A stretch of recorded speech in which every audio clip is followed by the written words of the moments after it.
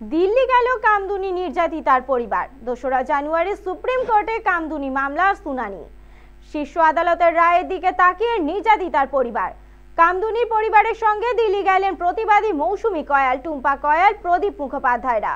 কামদুনি মামলায় হাইকোর্টের রায়কে চ্যালেঞ্জ করে সুপ্রিম কোর্টে গিয়েছে রাজ্য সরকার।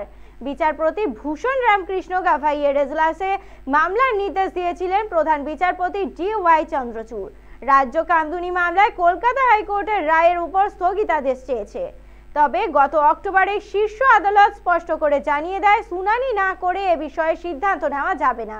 উল্লেখ্য, 2013 সালে কামদুনির গণধর্ষণ কাণ্ড গোটা রাজ্য তোলপাড় করে দিয়েছিল।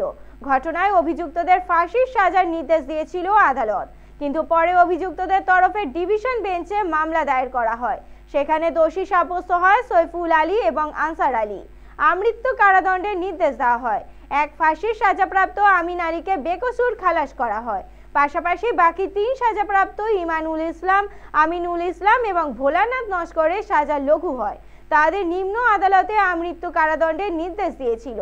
যেহেতু তাদের 10 বছর সাজা হয়ে গিয়েছিল, তাদের সাজা মুকুব করে ডিভিশন বেঞ্চ। হাইকোর্টের এই নির্দেশ মেনে নিতে পারেনি নির্যাতিতার পরিবার, প্রতিবাদীরা মেনে নেয়নি রাজ্য হাইকোর্টের রায়ের উপর স্থগিতাদেশ চেয়ে শীর্ষ আদালতের দ্বারস্থ হয়।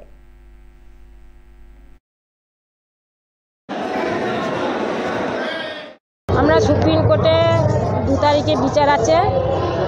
আমরা শুভেন্দু অধিকারী আমাদের উকিল দিয়েছে ভালো। আমরা দরকার হলে রাষ্ট্রপতির কাছে যাব এবং প্রধানমন্ত্রী মোদির কাছেও যাব, আমরা দেখা করব। কেন বিচারটা ভালো পেলাম না। जो बात किया था, जो हम लोगों को जस्टिस जो हुआ हाई कोर्ट में, वो हम लोग हैप्पी नहीं है, खुश नहीं है, क्योंकि वो जो रेपकारी है वो रेपकारी के साथ ममता बनर्जी है। দীর্ঘ 10 বছরের ভরসা আমাদের হাইকোর্ট সেটাকে ভেঙে দিয়েছে। কারণ রাজ্য সরকারের পুলিশ দিয়েই তদন্ত করা হয়েছিল, রাজ্য সরকারের CID দিয়েই তদন্ত করা হয়েছিল।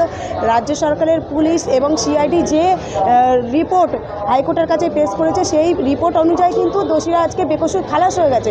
সেই জায়গায় দাঁড়িয়ে রাজ্য সরকারের প্রতি কোনো রকম আমাদের আশা ভরসা নেই। কারণ সেই জন্য আজকে আমরা চাইলে কিন্তু বাংলাতেই বিচার পেতে পারতাম, আজকে আমাদের দিল্লিতে দৌড়াতে হতো না।